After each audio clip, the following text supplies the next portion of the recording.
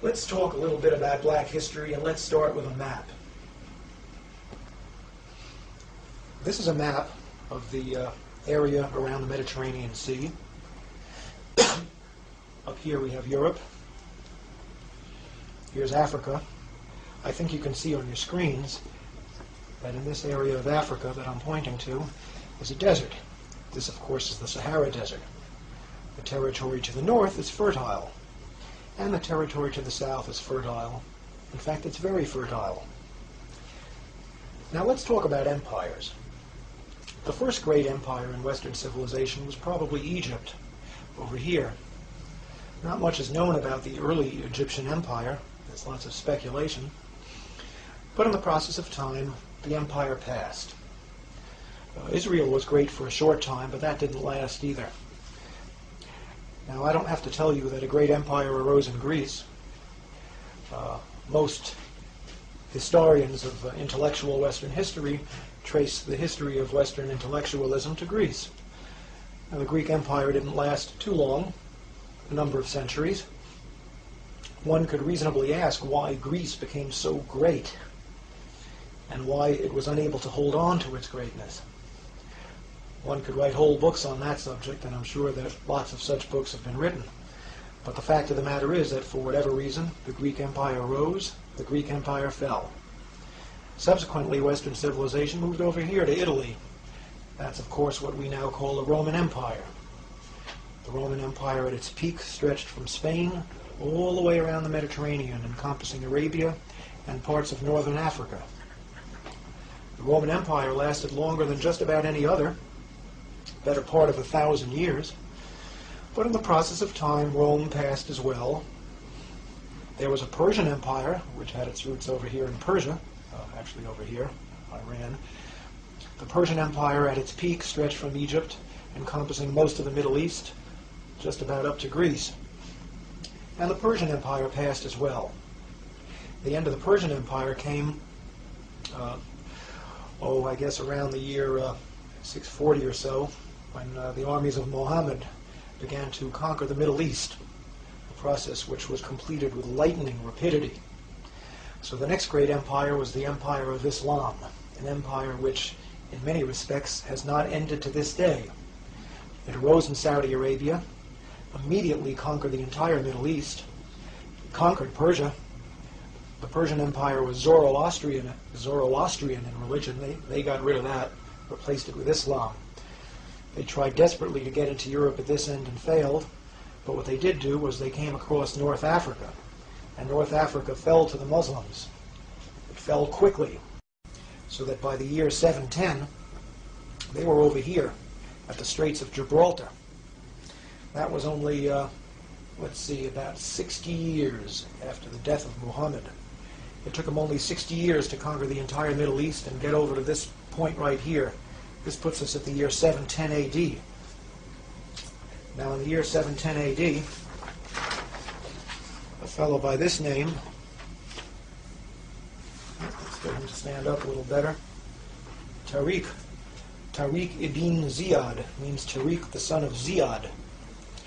Tariq was, I believe, a Moroccan. This is Morocco over here. In other words, he was a Moor, a man from Morocco. This whole North African empire, Islamic empire, came to be called the Moors, or in Shakespeare, the Blackamoors. Sounds like we had some black people there, huh?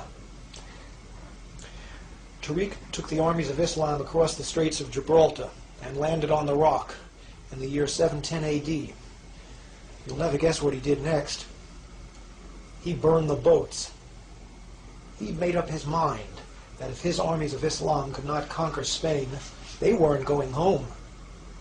So he burned the damn boats, and that left them facing one way, which was straight forward.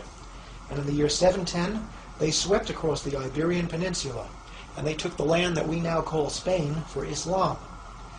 For just about 800 years, until precisely the year 1492, the year Columbus sailed for America. For almost 800 years, Spain was a Muslim country. The armies stopped at the Pyrenees Mountains because they couldn't beat the French.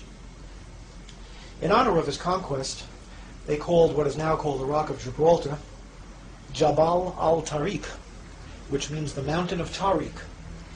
And the British, in their inimitable way, turned Jabal al-Tariq into Gibraltar. We now had an African Muslim empire which stretched from the Pyrenees Mountains, encompassing all of Spain, Morocco, and the whole north coast of Africa, right up to Egypt, and the area south into the Sahara Desert, as far as any man cared to stake a claim. This northern African empire, which was eventually headquartered in Spain, went under three names, and here they are. All the same empire, really, but three different names. From 710, the year that the Muslims moved into Spain, up until about the time of the Crusades, this was called the Umayyad Empire. And it wasn't just North Africa, because at that time, up until the Crusades, Islam had a world government. It was one empire, ruled from Damascus, and it was called the Umayyad Empire. But around the time of the Crusades, the Umayyad Empire fell apart into smaller empires. And the empire encompassing Spain and North Africa at that point was called the Almoravid Empire, later the Almohad Empire. These names, Almoravid and Almohad, come from names of tribes, but it was all basically the same region. This area, from Spain, North Africa, all the way to Egypt, and well into the Sahara Desert, an area just about the size of Western Europe. Now, around the time of the Crusades, Islam made its way across the Sahara Desert into this fertile sub-Saharan region, and a second Islamic empire arose down here. This empire also went under different names, and here are the names. Originally it was called Ghana, but not the Ghana of today. A huge mass of land, which we're going to show you again in a minute. Later it came to be called the Kingdom of Mali. And finally, at around the time of Columbus, it was called the Kingdom of Songhai, Songhai being the name of an African tribe which conquered the territory. Three different names, but all really the same kingdom. A kingdom comprising the area from Senegal over here, all the way across the fertile sub-Saharan region to Chad, and well into the Sahara Desert. Again, an area almost the size of Western Europe. Now, I don't know if you can see it on your screen, but I'm pointing now to a river. This river flows from the mountains coming originally from Senegal, first east and then south. It's called the Niger River. And along the shores of the Niger River arose a civilization which eventually became the center of civilization in the Western world. Its headquarters was here. This is a city called Timbuktu. To those of you who are not familiar with this history, it might sound a little like a joke. Timbuktu. Timbuktu, at the time that Columbus sailed for America, was the center of Western civilization. Right here in the heart of Africa, on the shores of the Niger River. In other words, this was a city of niggers, some people would like to call them. But they outdid Whitey. Europe at this time was a mess. There was no real civilization to speak of. The Renaissance was just starting at the time that Timbuktu, down in the heart of so-called darkest Africa, was the center of world civilization. Sounds impossible, doesn't it? Not only is it possible, it was true. And if you don't believe it, look it up in any encyclopedia. Started straight nothing away with this. This cult facts of history involves would just as soon not think about it. Now, before proceeding, I want to show you a few books. This book is called From Babylon to Timbuktu, written by Rudolph Windsor. I've spoken to Rudolph Windsor a few times. He's a great writer, and he takes the history of the sub-Saharan black empires as well as the northern Saharan black empires and makes them very readable. All the information in this book can be verified in any encyclopedia, but it's more interesting to read it here. Because Mr. Windsor is a sponsor of this show, we're going to be giving the address of his publishing company at the end.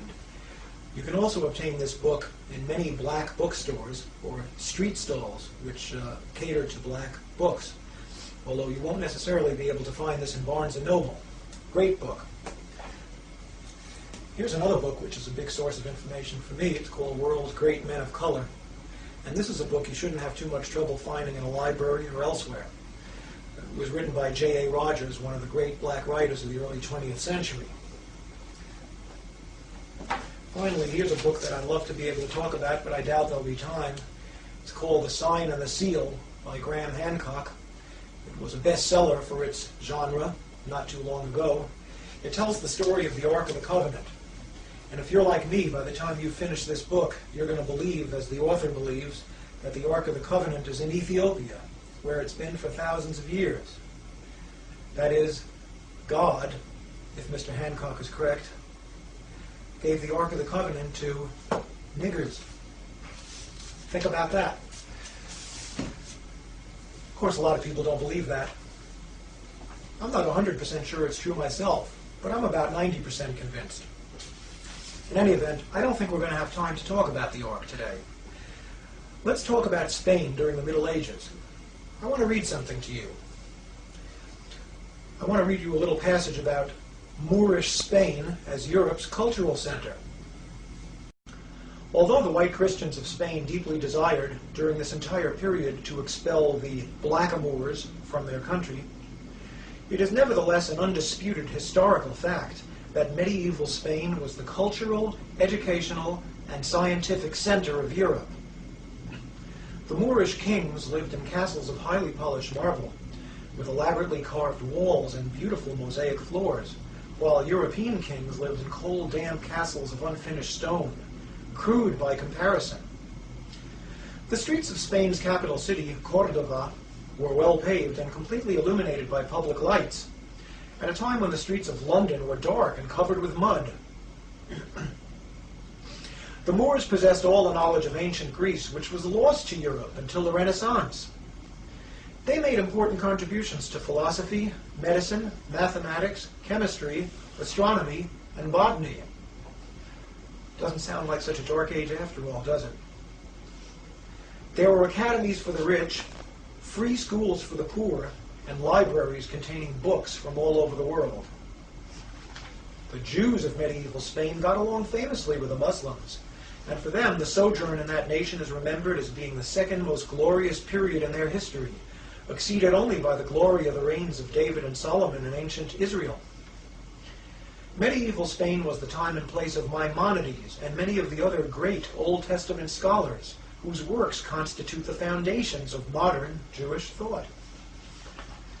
Throughout the Middle Ages, the white Christians of Spain endeavored to thrust out the Moors. It took them until 1492 to do that. When Isabella and Ferdinand finally defeated the last Moorish king in Granada, in the same year that they financed Columbus's trip to America, they immediately expelled all Jews who refused to accept Christianity. This is not at all surprising. Since the Jews had actively supported the Moorish conquests, the Christians were not about to take any chances on losing what had taken them 800 years to regain. The day the last Moors and Jews were expelled from Spain was counted as a great day in Spanish history. But was it? It's true that Spain, largely through the strength of its navy, had achieved the status of a world power. But in less than a century, the Spanish Armada was defeated by England, and the nation went into a great decline. Now we're going to ask a very important question. During the Middle Ages, were Spain's Muslim rulers really black? It's almost inevitable that white people who have never been taught black history will ask this question. Were they really black? After all, Moors are kind of Arabic. They're not really Negro, are they? And the answer to the question is that there was more than one race involved. Again, as I told you before, in the beginning there was the Umayyad dynasty, and they were mainly Arabic, although there were some blacks there. But by about the time of the Crusades, the Umayyad dynasty became soft and complacent, and the forces of Christianity were rising up in Spain and threatening to overthrow Islam. A second dynasty of kings arose called the Almoravids. They came out of Senegal, which is right in the middle of Africa. That's about as black as you can get. They conquered Spain, and they were the rulers from then until the end. Centuries. There's no question that Spain was ruled by blacks, at least during the latter part of the Middle Ages. The third dynasty, the Almohads, was also a mixed dynasty. The greatest of the Almohad kings was a fellow who they called Al-Mansur, which means the Invincible. His actual name was Yaqub ibn Yusuf, which means Jacob, son of Joseph, almost like a Jewish name. Al-Mansur arose at a time when the Christian forces were really rearing up and threatening to expel Islam. The Christians put together a huge army of 300,000 men at a place called Alarcos. Al-Mansur called together all the forces of Islam from all across North Africa, all the way to Egypt, and put together an army which beat the Christians at Al-Alarcos in one of the greatest battles in history. Now, Al-Mansur was the son of a man who was described as being of mixed race, but his mother was a full-blooded Negro slave from Senegal or Timbuktu. That makes Al-Mansur at least 75% Negro. And that's about as colored as any black man walking the streets of America today. So the answer to the question is yes, Spain was ruled by blacks during the period when it was indisputably the cultural, scientific, and educational center of Europe. Believe it or not. Now the slightly out of focus map on the left-hand side of your screen shows the approximate boundaries of the medieval Great Black Sub-Saharan Kingdom, known variously as Ghana and then Mali and later Songhai, all the same kingdom, a rather large kingdom. The yellow color shows the modern nation of Mali, which is of course much smaller. And right in the midst of it is a large black arrow showing the location of Timbuktu, the greatest city of that nation. I'd like to read you something about Timbuktu. This kingdom was originally called the Kingdom of Ghana. From about 300 AD up to the time of the Crusades, Ghana was a Jewish nation.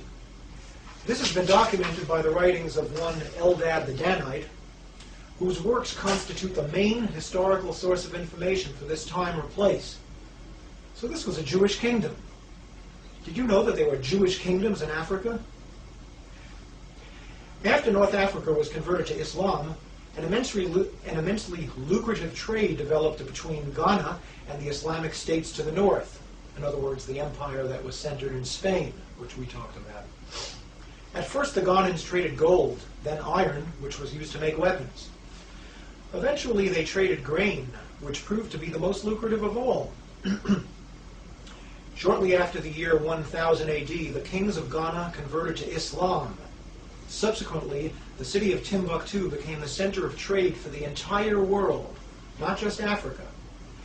At that time in history, movement of goods across Europe from land was out of the question, because Europe was a collection of warring, barbarian states. So all goods from the East, and that means all goods period, because there weren't nothing being made in the West at that time, all goods from the East were brought to Egypt, where they were loaded onto caravans.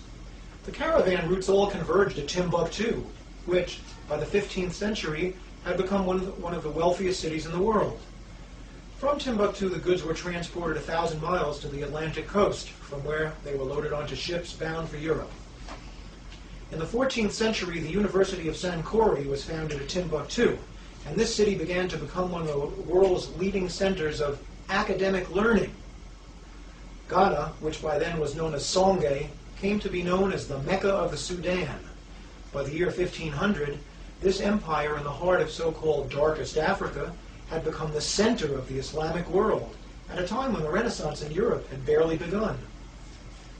The students of Timbuktu were sent out to the great Muslim universities of Spain, North Africa, and Asia, and the learned men of all races and nationalities were paid handsomely to come into Timbuktu to teach. The commodity which came to be the most profitable object of trade in Timbuktu was not gold or silver or grain, but books. It has been written that there were more books in the library of the University of Sankore than in all the libraries of Europe combined. It is also said that the entire body of male free citizens was literate. Leadership and authority were in hands of the learned scholars of the city. There was a legendary 14th century Muslim traveler named Ibn Battuta. He's kind of like the Marco Polo of the Arab world. And this is what Ibn Battuta had to say about Timbuktu, and I quote, The inhabitants had a greater abhorrence of injustice than any other people. Neither the man who travels nor he who stays at home has anything to fear from robbers or men of violence. The driving force behind these developments was God and nothing else. Timbuktu arose as a Jewish empire and blossomed under the banners of Islam. There's no question about what the source of greatness was. Not black skin color, but God. So maybe you're starting to understand what I mean when I say, whoever you thought you were, you're a Jew. We're out of time now. Please tune in next week when we're going to talk about the relationship between God and enlightenment. Are there two different ultimate realities, or are these two the same? Or maybe they're both wrong. If you want to know the answer to the question, tune in next week and find out. Thank you, and goodbye.